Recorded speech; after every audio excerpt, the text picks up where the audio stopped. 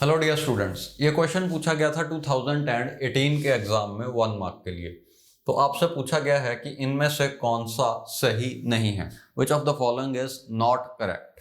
So A part says P XOR Q whole complement is equal to P XNOR Q। ये बिल्कुल सही है। आप देख सकते हो XOR और XNOR एक दूसरे के कॉम्प्लीमेंट्स हैं। इसकी आउटपुट है 0 1 1 0, इसकी आउटपुट है 1 0 0 1। तो आप देख सकते हो 0 0 पे ये 0 है और ये 1 है। सिमिलरली हर एक इनपुट पर XOR और XNOR बिल्कुल ऑपोजिट आएंगे। ओके, एक और चीज अगर आप नोट करो, XOR डिफरेंट इनपुट्स पे आउटपुट 1 दे रहा है, यानी कि जब ये इनपुट्स 0 1 या 1 0 हैं उस केस में XOR की आउटपुट 1 आ रही है। बट अगर ये दोनों सेम हैं, जैसे दोनों या तो 0 0 हैं या 1 1 हैं, उस केस में आउटपुट 0 आ रही है। यानी कि यहां पे हम डिफरेंट इनपुट्स पे 1 दे रहे हैं। ओके, और यहां पे आप देखो बिल्कुल ऑपोजिट हो रहा है। जब इनपुट सेम है उस केस में हम 1 दे रहे हैं, तो सेम इनपुट्स पे आउटपुट 1 आ रही है, और डिफरेंट इनपुट्स पे आप देख सकते हो ये आउटपुट 0 कर रहा है। ओके, डिफरेंट इनपुट्स यानी कि ये दो केस। Okay, now let's analyse option B. ये तो ट्रू है, अनडाउटेडली ये ट्रू है। ऑप्शन बी देखते हैं। ऑप्शन बी सेज P बार XOR Q। अब XOR की आउटपुट 1 तब होती है जब दोनों इनपुट्स अलग अलग हों, यानी कि डिफरेंट हो। यानी कि इसकी आउटपुट 1 आएगी जब P बार और Q डिफरेंट हैं। तो P bar comma Q they are different. Okay,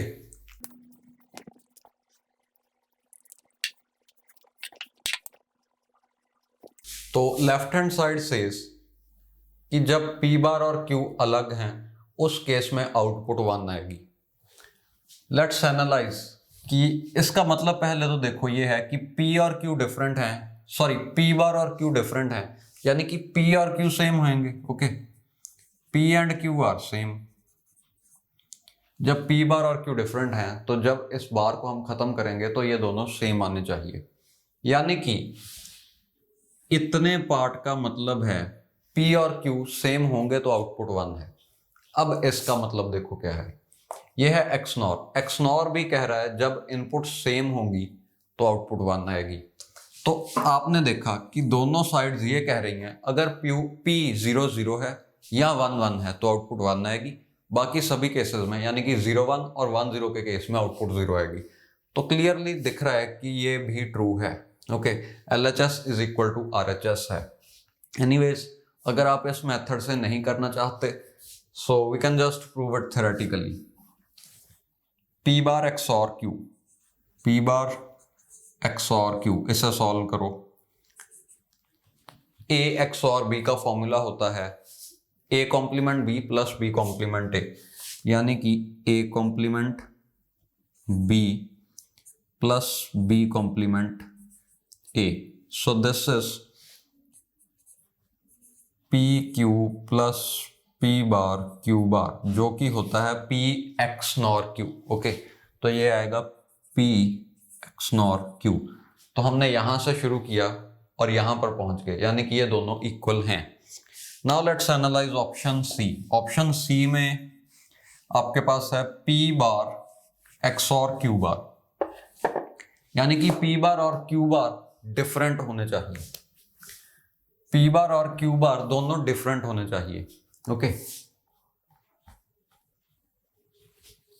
XOR की आउटपुट तब 1 आएगी अगर इसकी दोनों इनपुट्स अलग अलग हैं। You can see it from here, यानी कि P बार Q बार डिफरेंट है। इसका मतलब ये हुआ कि P और Q भी तो डिफरेंट होंगे ना। ओके, देखो अगर PQ 0 1 है या 1 1 है, सिर्फ इन्हीं दो केसेस में P बार Q बार डिफरेंट होंगे। यानी कि अगर PQ डिफरेंट थे तभी P बार Q बार डिफरेंट आएंगे। तो LHS कह रही है कि P और Q डिफरेंट होने चाहिए, और RHS तो आप सीधा ही देख सकते हो, XOR है और XOR को दोनों इनपुट्स डिफरेंट चाहिए। यानी कि इस साइड पे भी आपसे कहा गया है कि अगर दोनों इनपुट्स डिफरेंट हैं तभी 1 आएगा। इस साइड पे भी आपसे कहा गया है कि अगर दोनों इनपुट्स डिफरेंट हैं तो 1 आएगा। That means both of these are same, तो ये भी ट्रू है। ओके, बचा ऑप्शन डी, ये फॉल्स होगा। ओके, बिकॉज एक ही ऑप्शन बचा है। फिर भी हम इसे एनालाइज करते हैं, तो P XOR P बार ये होगा 1 कैसे आया?